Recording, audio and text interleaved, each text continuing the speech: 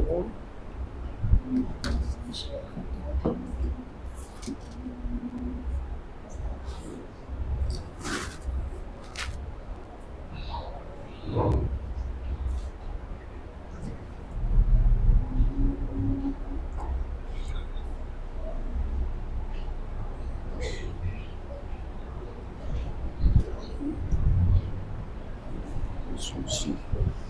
Som. Boa noite, amada igreja, e a graça e a paz do nosso Deus. Amém? Amém. Que a graça de Deus venha sobre nós, nos trazendo um espírito de adoradores. Desde já agradeço a direção, o louvor. Irmãos, quero estar lembrando também dos avisos da semana, que os irmãos estejam atentos. Quarta-feira nós temos culto de doutrina a partir das 19h30 e no domingo temos, orando por Data Show, e domingo nós temos Escola Bíblica Dominical pela manhã a partir das 9 horas, de 9 às 11, onde nós temos estudado o livro de Gálatas. Tem sido um momento muito bom de aprendizado da palavra do Senhor, entendendo ali a graça de Deus sobre a vida do povo de Deus e trazendo um conhecimento maior sobre nossas vidas através da palavra do Senhor. E a domingo à noite, o nosso culto de adoração, esse que estamos realizando agora nesse momento. Irmãos, quero também pedir que os irmãos estejam orando pelo Gabriel, filho da irmã Elvira, pela irmã Margarida, esteja espírito de oração pela saúde, e agradeço a Deus também a manifestação dos irmãos em oração a respeito, quando a gente coloca ali no grupo da igreja. Isso é muito bom, a gente saber que a igreja está reunida, orando e adorando o nosso Deus através das orações de cada um de vocês. Continue orando também pela família da irmã Márcia, pela tia dela, precisou fazer uma cirurgia, e é bom que nós estejamos orando pela sua recuperação. Amém? Dito isso, vamos abrir a nossa Bíblia lá em João, capítulo 8, verso 12. Hoje eu vou estar fazendo uma pequena introdução por motivo da nossa Santa Ceia, com o tema que temos estudado: Jesus, a manifestação de Deus. Eu sou a luz do mundo. Eu estava ali, como é ruim a gente estar se poupando. Eu não sou muito de louvar, mas adoro estar louvando a Deus, mesmo sem saber, estou com a garganta ruim. E isso atrapalha muito. Ontem eu estava... Muito obrigado, meu amado. Ontem eu estava com a garganta totalmente fechada, estava nem falando direito, mas orei ao Senhor e pedi a Ele que Ele me recuperasse para estar aqui hoje à noite, que eu sabia que eu ia trazer a mensagem pela manhã e à noite, e Deus, mais uma vez, foi fiel em cumprir, assim, o que Ele requer de cada um de nós. Então, comigo, igreja, João, capítulo 8, verso 12. Jesus, a manifestação de Deus. Eu sou o pão da vida. De novo, Jesus lhes falou, dizendo: eu sou a luz do mundo.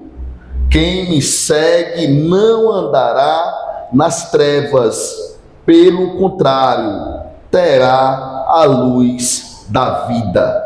Senhor Deus, amado Pai, nos dá, ó Deus, o entendimento e compreensão da Tua Santa Palavra, Deus. Vem sobre nós, ó Deus, com a Tua graça e com o Teu imenso amor. Diante de nós, ó Deus, está aberta a Tuas Escrituras, pois nos revela, ó Deus, da medida da Tua vontade. Fala, ó Deus, ao coração da Tua igreja, que não venha ser eu, ó Pai, mas sim o Espírito Santo, que é Pai, ó Deus, sobre nós. É o que eu te peço, ó Deus, usa o Teu pequeno servo, o Teu humilde servo, ó Deus, para a Tua igreja crescer, Senhor, no conhecimento e na graça da Tua Santa Palavra. É o que eu te peço em nome de Cristo Jesus. Amém. Jesus, a manifestação de Deus. Nós temos estudado esse tema, então hoje nós vamos estar trabalhando: eu sou a luz do mundo. No Evangelho de João, Jesus usa a expressão eu sou, no grego ego eimi, nós temos visto isso, para se referir a si mesmo, revelando a sua natureza divina e a relação com Deus Pai. Essa declaração são como janelas para a identidade e missão de Jesus, mostrando que Ele é e quem Ele é e o para que Ele veio. Nós estamos estudando as 7 declarações eu sou de Jesus em João. Já estudamos eu sou o pão da vida em João 6. Depois de termos feito uma breve introdução no livro de Êxodo, para aqueles que acompanham, a gente tem colocado todas as pregações do domingo no nosso canal do YouTube da igreja. Então, depois de nós ter feito toda uma introdução lá em Êxodo 3, do verso 14 ao 15, quando o Senhor se apresenta a Moisés na sarça ardente, eu sou o que sou, ego emi. Quando Deus se apresenta revelando a Moisés o seu nome, Yahweh. Vamos iniciar hoje trabalhando nessa introdução o contexto imediato dessa fala de Jesus. Jesus fala essa passagem, ele clama, mostrando para o povo que ele é a luz do mundo na festa dos tabernáculos em Jerusalém. Nessa festa, 4 candelabros enormes eram acesos no pátio do templo para lembrar a coluna de fogo que guiou Israel no deserto.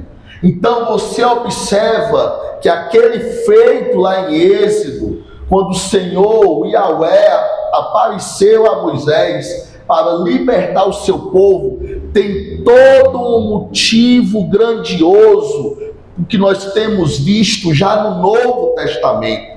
No ego emi, no eu sou de Jesus. Era um dos momentos mais brilhantes e simbólicos do ano judaico.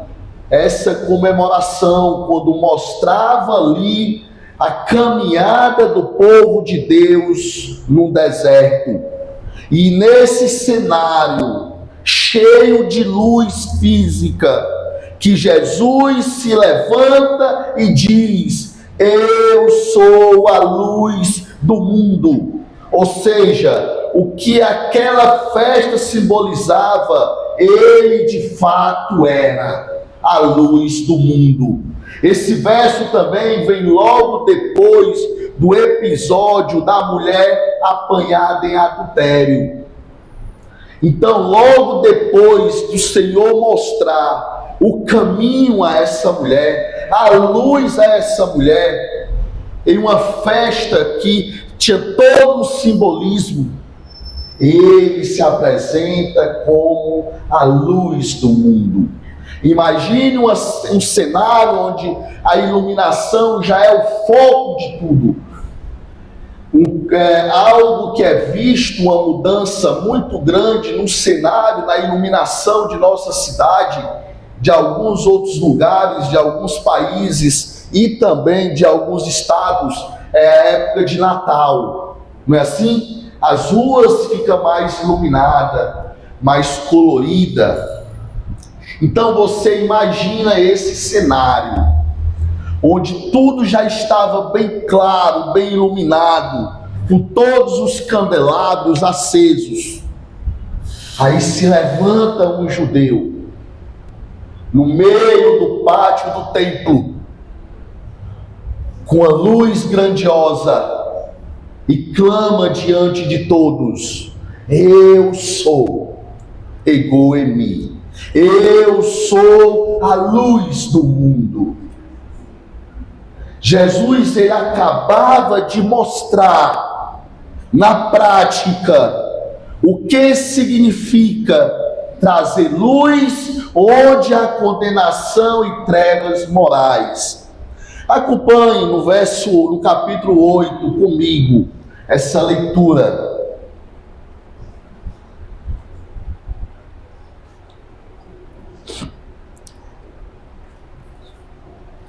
Jesus, no entanto, no capítulo 1, no verso 1 do capítulo 8, Estão comigo, igreja? Jesus, no entanto, foi para o Monte das Oliveiras de madrugada e voltou novamente para o templo. E todo o povo se reuniu em volta dele. E Jesus, assentado, os ensinava. Então os escribas e fariseus trouxeram à presença dele uma mulher surpreendida em adultério, e fazendo-a ficar em pé no meio de todos. Em algumas traduções, nesse trecho, deixa bem claro que ele chega e joga a mulher nos pés de Jesus. Empurra a mulher nos pés de Jesus. Verso 4. Disseram a Jesus: Mestre, esta mulher foi surpreendida em flagrante adultério. Na lei, Moisés nos ordenou que tais mulheres sejam apedrejadas. E o Senhor, o que tem a dizer? E eles diziam isso tentando para terem de que o acusar. Mas Jesus, inclinando-se, escrevia na terra com o dedo. Como eles insistiam na pergunta, Jesus se levantou e disse: quem de vocês estiver sem pecado, seja o primeiro a atirar uma pedra nela. E inclinando-se novamente, continuou a escrever no chão. Mas eles, ouvindo essa resposta, foram saindo um por um, a começar pelo mais velho até os últimos, ficando só Jesus e a mulher em pé diante dele. Levantando-se, Jesus perguntou a ela: mulher, onde estão eles? Ninguém condenou você? Ela respondeu: ninguém, Senhor. Então Jesus disse: também eu não a condeno. Vá e não peques mais. Nesta passagem encontramos Jesus, o Verbo encarnado, proclamando solenemente a fórmula divina do Antigo Testamento, assumindo assim a igualdade com o Senhor, o Yahweh, mostrando que ele era Deus. Ele declara ser a luz do mundo, ou seja, a única revelação verdadeira de luz que dissipa as trevas universais do pecado e da ignorância espiritual. Aqui esses homens estavam cegos porque queria pegar Jesus em alguma falha. E aqui nesse contexto encontramos a mulher flagrada em adultério. Para muitos de nós, essa história encaixa-se perfeitamente aqui nesse contexto. Na verdade, o desenrolar de todo o capítulo pode muito bem ter se originado nesse acontecimento extraordinário no templo. Sem dúvida, a declaração de Jesus sobre a luz do mundo é cabível nesse contexto, como também são as suas palavras a respeito dessa mulher. E também a respeito do julgamento em que o povo queria acusar esta mulher. No capítulo 8, no verso 15 e 16, nos diz assim: lembre-se que todo o capítulo nos traz um paralelo grande para o texto em questão do que nós vamos estudar. Tenha em mente hoje que aqui é uma pequena introdução. Então guarde bem o que eu vou estar falando hoje, o que a palavra de Deus vai estar nos ensinando. No verso 15 do capítulo 8, você julga segundo a carne. Eu não julgo ninguém. Se eu julgo, o meu juízo é verdadeiro, porque não sou só eu que julgo, mas eu e o Pai que me enviou. No verso 26 desse mesmo capítulo, nos diz assim, a igreja está me ouvindo bem, devido à minha voz, nos diz assim: muitas coisas tenho para falar e julgar a respeito de vocês, porém, aquele que me enviou é verdadeiro, de modo que as coisas que dele ouvi, essas digo a vocês. Ao ler esses 3 versículos, nos traz uma ideia muito grande, que o Senhor só veio para julgar o mundo. Então ele poderia ser aquele que iria julgar o ato daquela mulher, mas ao contrário, ele se apresenta como esperança, como luz em meio às trevas. Ele se apresenta como uma solução para o mundo perdido. O Senhor, ao olhar para os meus pecados, para os seus pecados, ele não vê só um ser que ele criou para julgar, mas ele vê uma pessoa necessitada da sua graça e do seu poder. Aqui Jesus não está só falando do julgamento da mulher pega em adultério, mas ele está falando do julgamento de todos os que não creem no seu nome. Quando ele pergunta: quem de vocês não tem pecado? Ele está mostrando que todos são pecadores e necessita dessa luz que ele está oferecendo, da graça que ele está oferecendo. No verso 21 nos diz assim: outra vez Jesus lhe falou dizendo: eu vou embora e vocês vão me procurar, mas perecerão no seu pecado. Para onde eu vou, vocês não podem ir.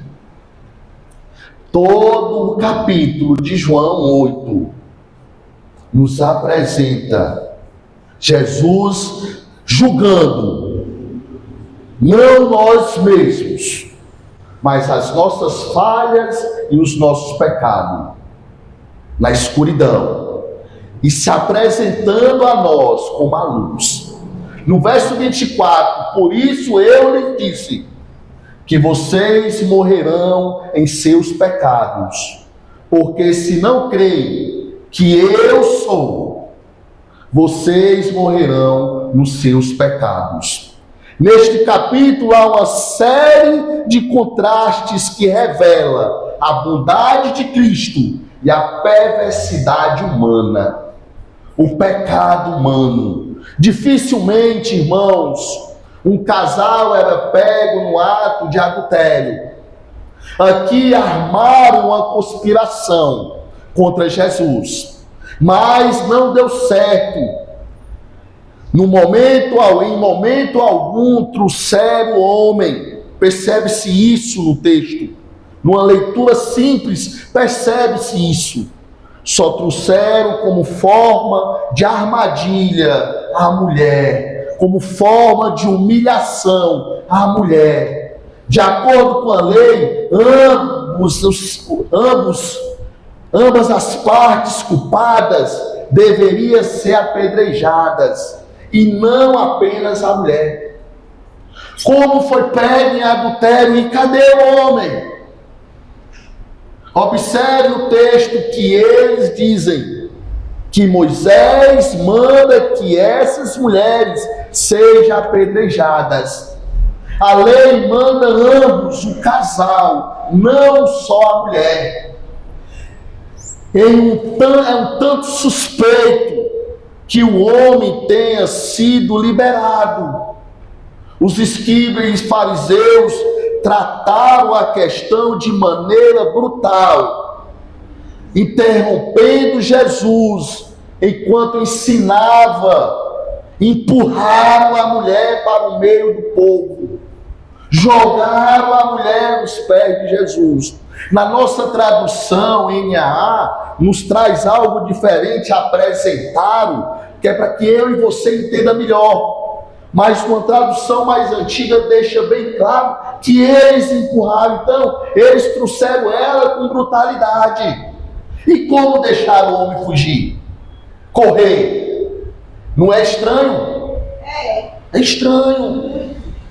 Trataram a questão de maneira brutal. É evidente que os líderes judeus tentavam colocar Jesus em uma situação sem saída. E se ele dissesse que a mulher deveria ser apedrejada, ele poderia manchar a sua reputação de amigo dos publicanos e dos pecadores. Como ele iria pregar o arrependimento? Sem dúvida o povo o abandonaria e não aceitaria sua mensagem de bondade e perdão. Mas se ele dissesse que a mulher não deveria ser apedrejada, estaria transgredindo a lei. Abertamente poderia ser preso. Então aqui colocá-lo ele numa via sem saída. Percebe-se isso? Porque de todo jeito o povo iria levantar acusações contra ele.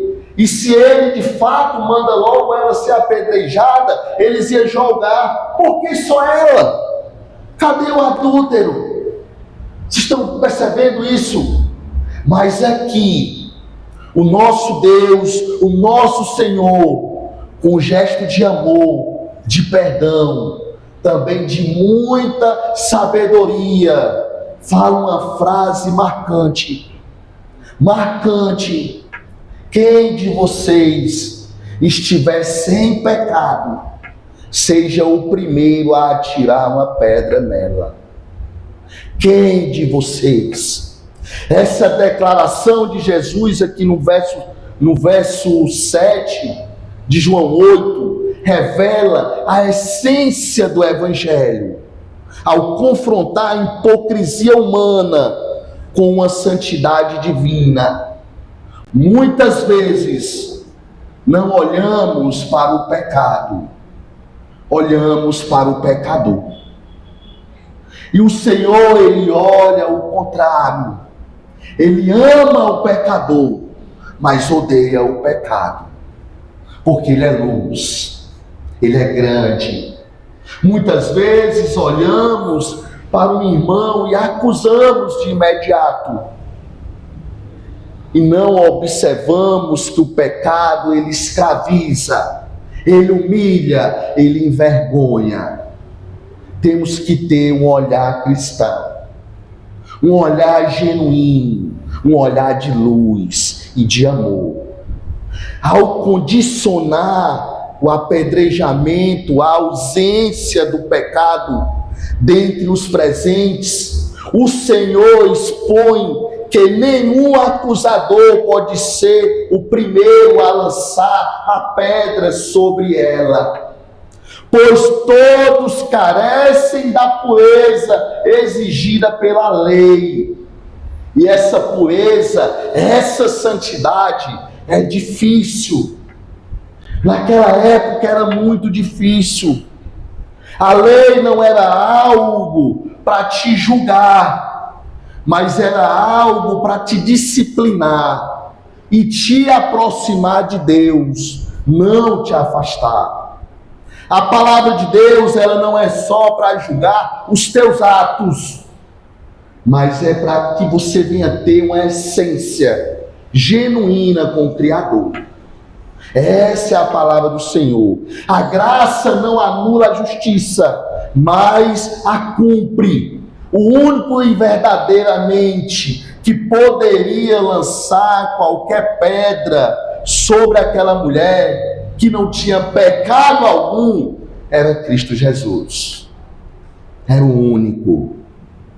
E muitas vezes o único que é para nos julgar porque não tem pecado nenhum é aquele que demonstra um amor genuíno, imenso, ao ponto de se entregar na cruz do Calvário, por amor a mim e a você.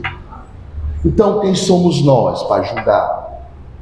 Quem somos nós para tirar pedra?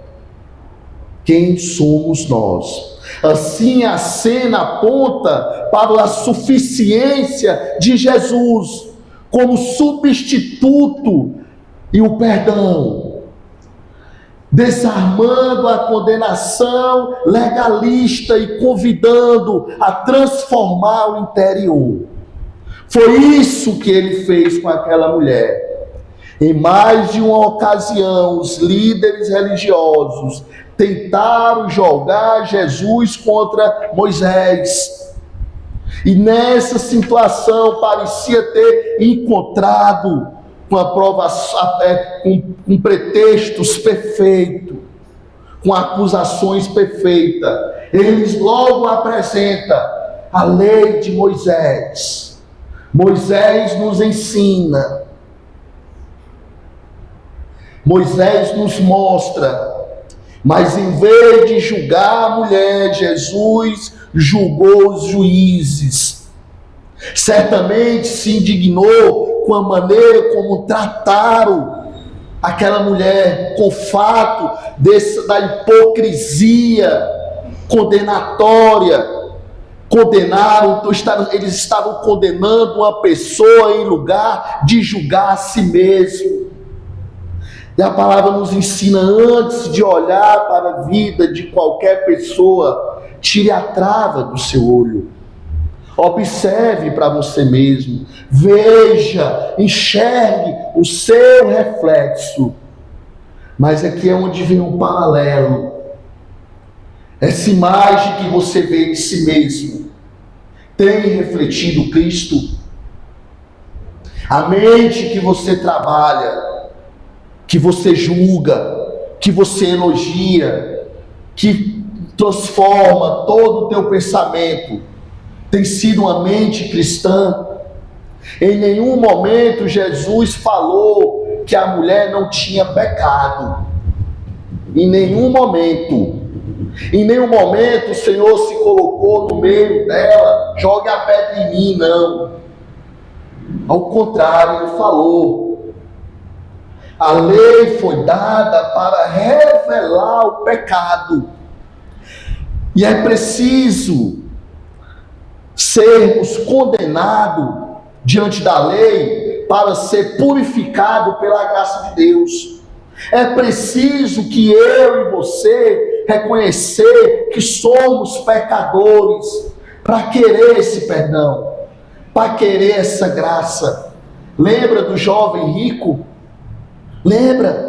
Quando o Senhor apresentou para ele o que ele poderia fazer, que foi que ele disse: tudo isso eu já faço. Então, no pensamento dele, ele não tinha nada que pudesse empatar dele ter um encontro com Deus. Então, se você se julga que é uma pessoa sem falha, sem pecado, o que você está fazendo aqui? Você está buscando o quê? Se você está com a saúde intacta, o que é que você vai fazer no hospital? Olhar para o jaleco do médico, como eu falei pela manhã? O que você vai fazer? Em Romanos capítulo 3, verso 20 ao 23, nos diz assim: porque ninguém será justificado diante de Deus por obras da lei, pois pela lei vem o pleno conhecimento do pecado. Pela culpa sua, você vai entender que precisa da graça de Deus, do amor, do poder de Deus. No verso 21 de Romanos 3, diz assim: mas agora, sem lei, a justiça de Deus se manifestou, sendo testemunhada pela lei e pelos profetas. E a justiça de Deus mediante a fé em Jesus Cristo, para que todos e sobre todos os que creem, porque não há distinção. Aí no verso 23, um texto que todos nós conhecemos, pois todos pecaram e carecem da glória de Deus. Todos. Eu já falei outras vezes aqui, que o que mais me pegou, quando me foi apresentado o Evangelho, foi quando disseram que eu crucifiquei Jesus. Até então eu olhei para aqueles dois homens pregando dentro de um terminal e falei, olha que loucos, como eu com 17 anos crucifiquei Jesus há sei quantos anos atrás, isso são loucos. Aí eu pensei, ele está bem falando de reencarnação. Será que eu sou a reencarnação de um soldado daquele ali? Eu me perguntei muitas vezes isso. Mas quando eu entendi que todos nós pecamos e necessitamos da graça de Deus, e quando ele olhou dentro dos meus olhos, aquele homem, e falou, você foi aquele que colocou aquela coroa de espinho na cabeça de Jesus. Irmão, aquilo me doeu tanto, tanto. Só que hoje eu sei que não foi só eu, foi vocês também. Não estou aqui acusando, mas foi vocês também. Não foi só eu, foi por causa dos meus pecados e dos seus. Então todos nós pecamos e necessitamos da graça de Deus. A lei e a graça são complementares, não concorrentes. Ninguém jamais foi salvo por guardar a lei, mas ninguém foi salvo pela graça sem antes tivesse sido convencido de seus pecados pela lei. Então é a lei. E quando eu falo a lei, não estou aqui me referindo só à lei de Moisés. Não matarás, não roubarás, não desejais a mulher do teu próximo, mas a lei que hoje nos condena. Que hoje nos condena. Podemos roubar? Podemos adulterar? Não, não. Antes de haver convenção, é preciso haver convicção da culpa. Da culpa. Pois se você acha que não tem culpa nenhuma, se levante e vá embora, porque você está no lugar errado.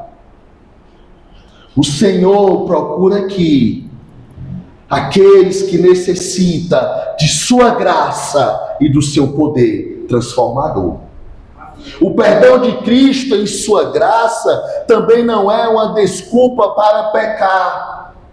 A sua ordem para aquela mulher foi bem clara. Em nenhum momento ele disse que ela não tinha pecado nenhum.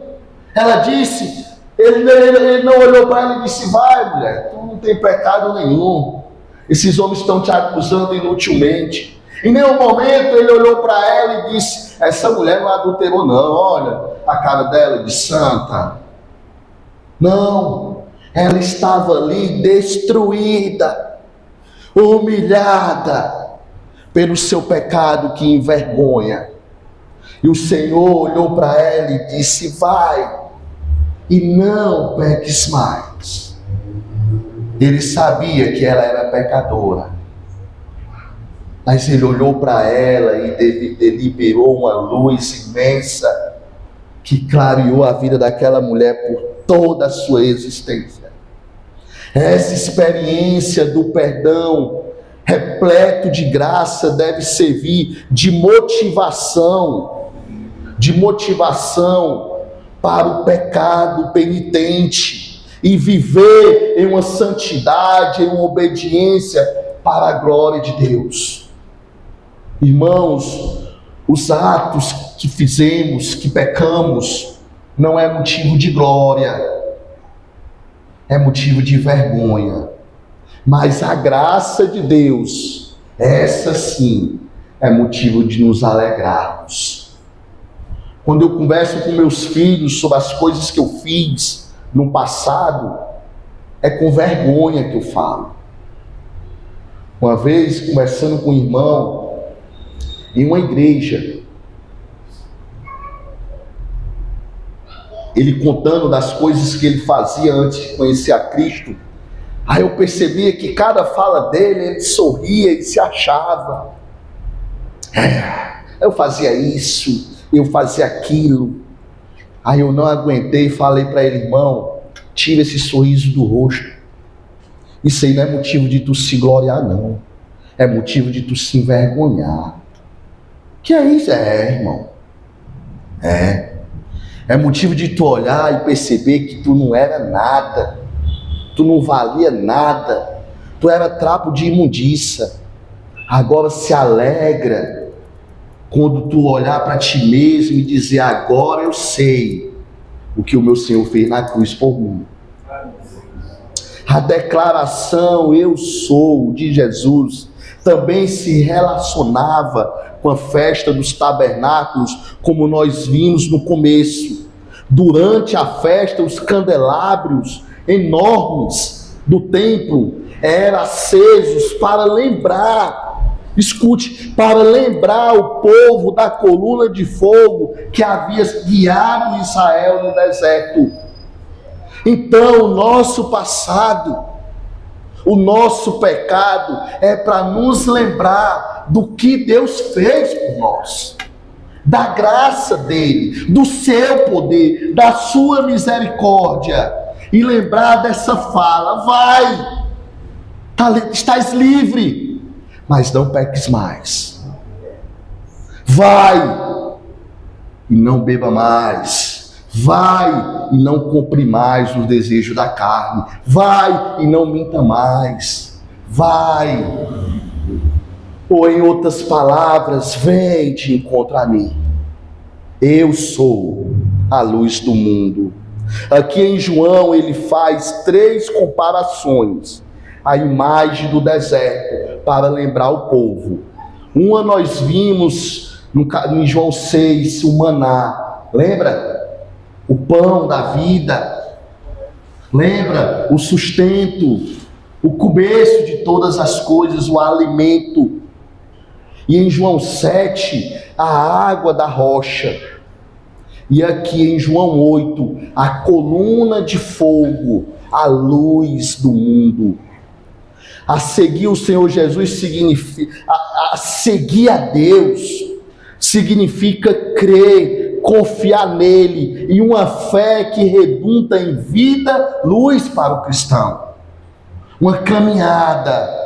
Os que não creem andam em trevas, pois ama as trevas. Uma das mensagens mais importantes do Evangelho é que a luz espiritual brilha, mas as pessoas não são capazes de compreendê-la e tenta apagá-la.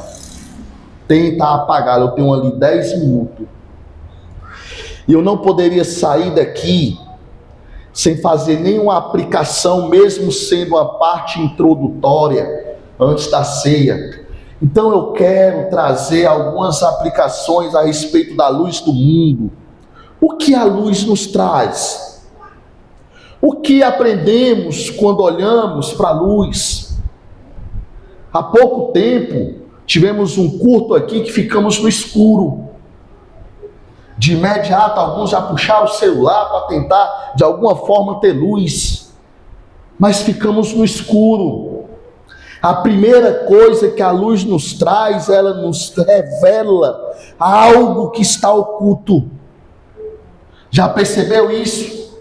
Se está tudo escuro, não estamos vendo nada. Então, quando a luz, ela nos revela algo. A luz expõe o que está escondido. Jesus, ele revela quem Deus é.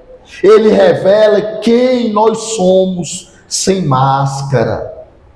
A luz revela a nossa culpa, o nosso pecado escondido. A luz revela a nossa vergonha. Logo nos primeiros meses de casado, eu já comentei isso. Eu me acordava, eu nunca encontrava a Diene desarrumada. Às vezes eu me acordava, ela já estava olhando para mim ali, maquiada, os cabelos feitos, bonita. Não que você não seja, meu amor. Aí eu pensava, rapaz, essa mulher não fica feia, não. Toda vida que eu acordo, ela está pronta. Toda vida ela está pronta. E às vezes, quando acontecia de eu me acordar primeiro porque ela jogava um lençol na cara e eu, que foi? Tá fazendo o que acordar na hora dessa? Aí eu me acordei. Aí ela esperava eu ter um descuido ali e corria pro banheiro. Aí já voltava bonita. Já voltava com uma luz diferente. Aí, rapaz, essa mulher... Só que o tempo foi passando, né? O tempo vai passando. Aí uma começou a relaxar. Aí uma vez ela acordou, aí eu vi quem ela é. Sem máscara, sem maquiagem, cabelo assanhado de uma noite dormida, a cara cansada. Aí eu, essa aí é a Diene. Você está entendendo? Então a luz nos revela algo.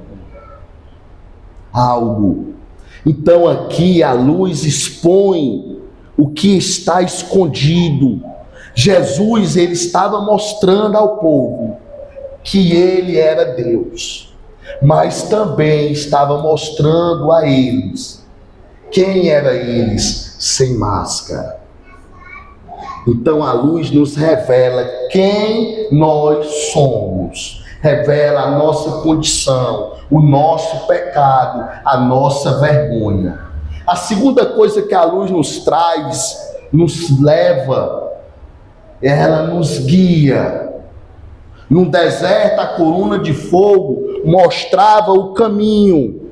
Jesus guia as decisões, o caráter e o propósito.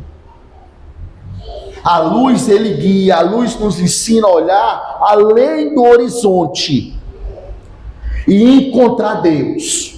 Nos mostra o caminho certo a seguir. Aqueles que estão perdidos em seus pensamentos, nas suas escolhas erradas, encontra caminho a olhar para a luz. A luz guia. E a terceira coisa, a luz nos traz ou nos dá a vida. Sem luz não há fotossíntese. Sem luz não há vida espiritual e real. A fotossíntese é o processo biológico pela qual plantas, águas e algumas bactérias convertem energia solar em energia química. Esses organismos utilizam a luz, a água, o gás, carbono para reduzir a glicose, o seu alimento, e liberar oxigênio em ambientes. Mas a base de todas essas cadeias alimentares do planeta é isso. Então nosso Deus, através de Jesus, ele é a luz espiritual deste mundo. Ele é o verbo da vida. Ele é tudo o que acontece, todas as coisas, por causa dessa luz que é Cristo Jesus. Então ele guia os nossos caminhos. O interessante é que quando uma mulher está grávida e a criança nasce, a comparação é o que? Ela fez o quê? Em igreja, ela fez o quê? Ela deu a luz. Por quê? Ela trouxe energia. Ela teve uma lâmpada. Por quê? Porque a criança estava no escuro. E ela ia enxergar a luz do mundo. É para com que eu e você enxergássemos que Ele é Jesus. Amém? Que Ele é Jesus.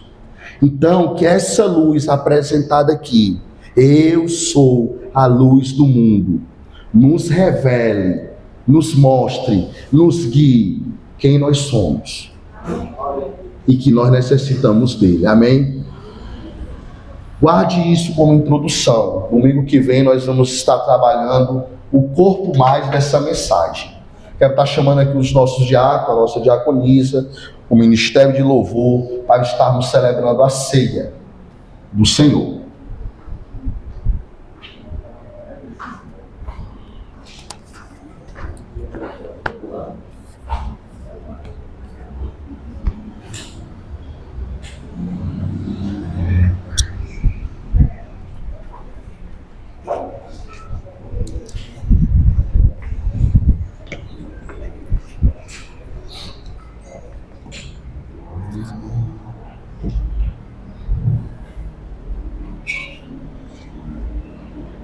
Irmãos, abra sua Bíblia lá em 1 Coríntios 11.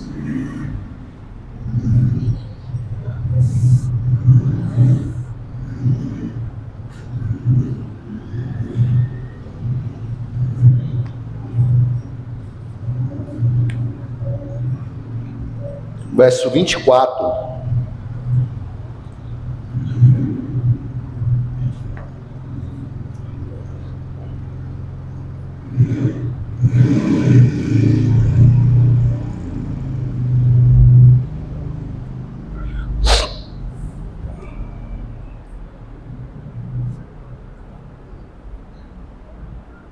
Vamos ler o verso 23 ao verso 34 e depois vamos voltar a algumas passagens, amém?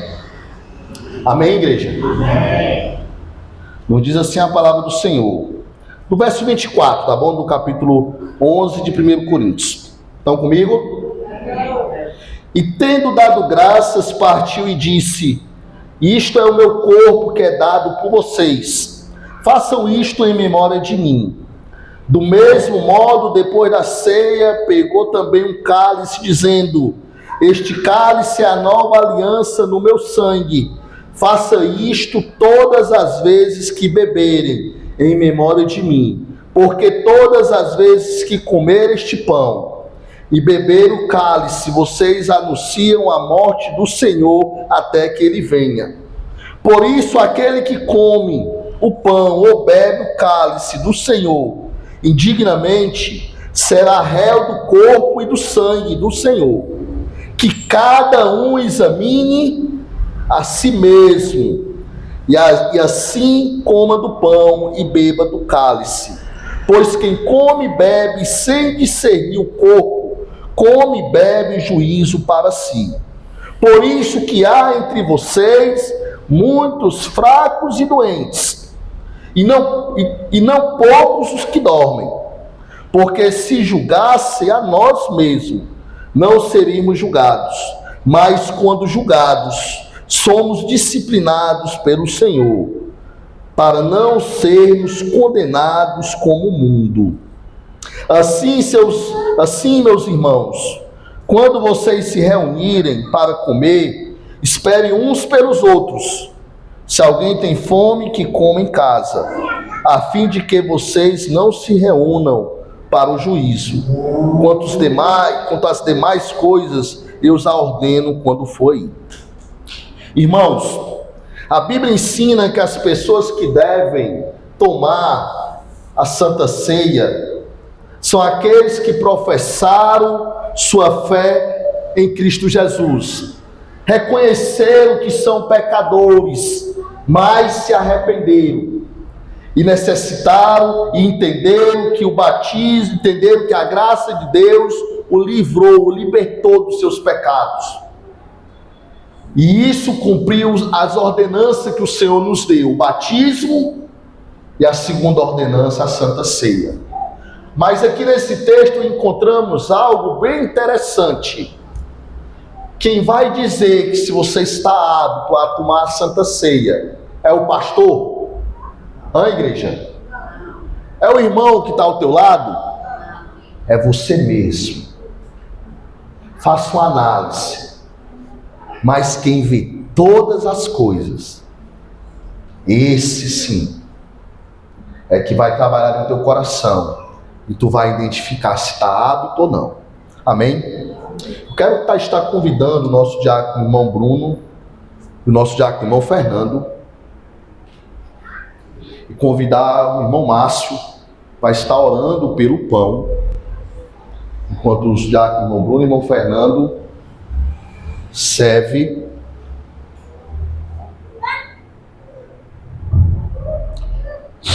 Oremos ao Senhor.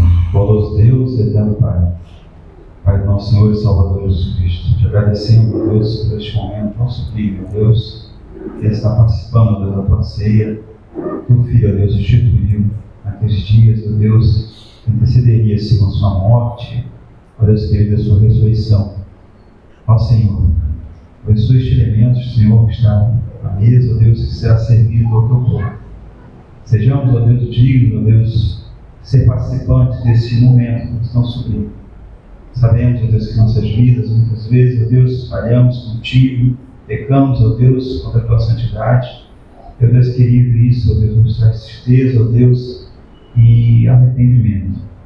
E este momento, ó Deus, seja um momento, ó Deus, de comunhão, de arrependimento, ó Deus querido, de certeza, ó Deus, que a tua presença e que o sangue do teu Filho amado Jesus Cristo, ó Deus, que morreu na cruz por nós, ó Deus, nos cobre, ó Deus querido, nos liberta, ó Deus querido, nos livra, ó Deus, de todo o pecado. Abençoa a tua igreja que está aqui reunida de maneira sublime, ó Deus reverente e, ó Deus, desejosa, ó Deus, de participar desta mesa. Que o Espírito Santo, ó Deus, fale os nossos corações, seja presente, ó Deus querido, e que teu Filho, ó Deus, esteja também presente, ó Deus, neste momento tão sublime, ó Deus querido, conduzindo este momento. Nos ajuda, da tua graça, te pedimos mais uma vez, em nome de Jesus. Amém. Amém. Enquanto os irmãos louvam, os irmãos vão estar servindo o pão.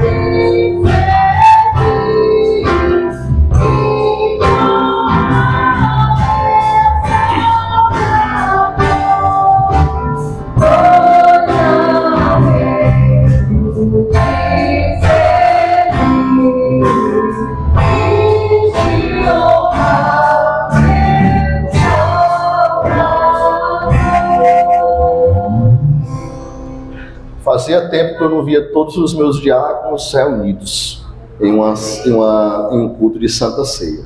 Todos eles, a diaconisa, nosso diácono irmão Tiago, que sempre tem algum trabalhando, às vezes o irmão Luiz não vem. Estou muito feliz hoje, para a glória de Deus. Irmãos, o verso 24 nos diz assim: tendo dado graças, partiu e disse: isto é o meu corpo que é dado por vocês. Façam isto em memória de mim. Então, nós podemos fazer isso em memória do Senhor.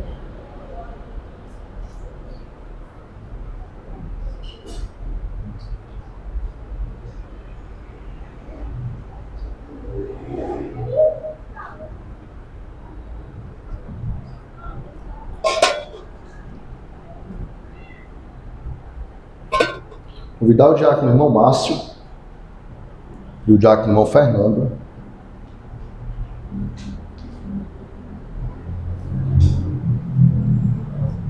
E pedir ao diácono irmão Tiago que esteja orando pelo cálice, amém? Vamos orar, irmãos. Senhor Deus, meu Pai, muito obrigado, Senhor, por chegar aqui, Pai, representando o teu sangue, Senhor, que foi derramado, Senhor, para a remissão dos nossos pecados, Senhor Jesus. Nos torna, Senhor, cada vez mais aptos, Senhor, a tua obra, Senhor, do chamado, Pai. Seja conosco, Pai, abençoa, Senhor, cada um que vai participar desta ceia, Deus, sobre abençoar. Tudo isso eu te peço, em nome do Filho amado Jesus Cristo. Amém. Amém. Enquanto o grupo de louvor continua, louvor, os irmãos vão servir o cálice.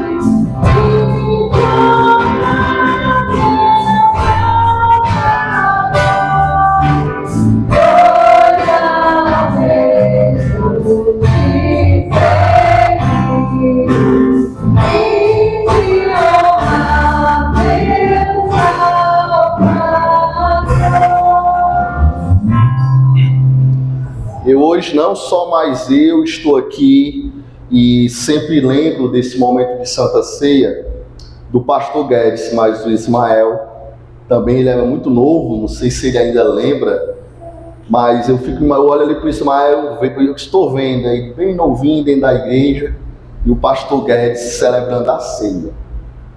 Foi a minha primeira visão como entender e compreender através do pastor Guedes a importância desse momento, a importância sublime que nós temos, e a analisar que cada um precisa examinar a sua vida e entender que o nosso Deus, ao lermos essa passagem, quando ele diz assim, do mesmo modo, depois da ceia, pegou também um cálice, dizendo, este cálice é a nova aliança no meu sangue.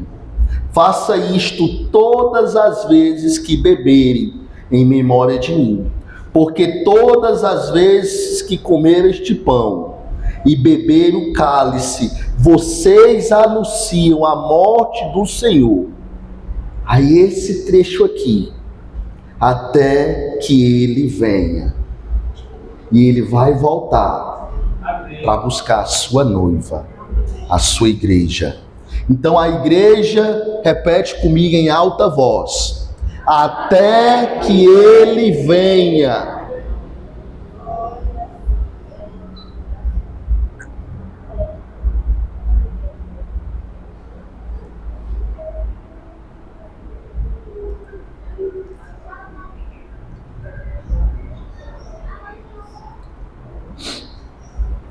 Chamar o nosso diácono irmão Bruno, o diácono irmão Márcio, para recolher o cálice.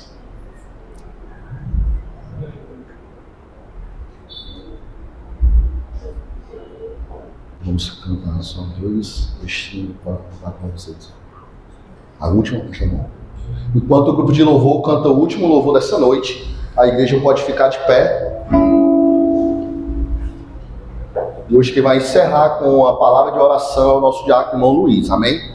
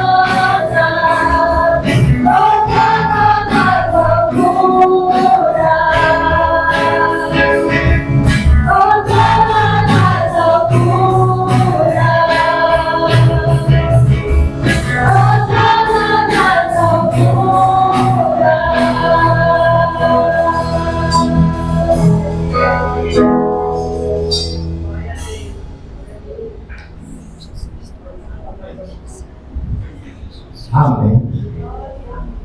Senhor Deus, Pai Todo-Poderoso, abençoa a cada irmão que estiveram e estão aqui, que vieram participar desta ceia maravilhosa que acabamos de ouvir. Ó Senhor, abençoa ao nosso pastor, que tão bem conduziu esta santa ceia. Senhor, em nome de Jesus, cuida para que cada um chegue em paz aos seus lares, em paz com a mente limpa, corpo limpo e a alegria que ter dito. Estou bem. Muito obrigado, em nome de Jesus. Amém. E que a graça do nosso Deus, o amor do Pai e a comunhão do Espírito Santo esteja sobre cada um de vocês, hoje e sempre. E a igreja do Senhor diz: amém. Deus seja louvado.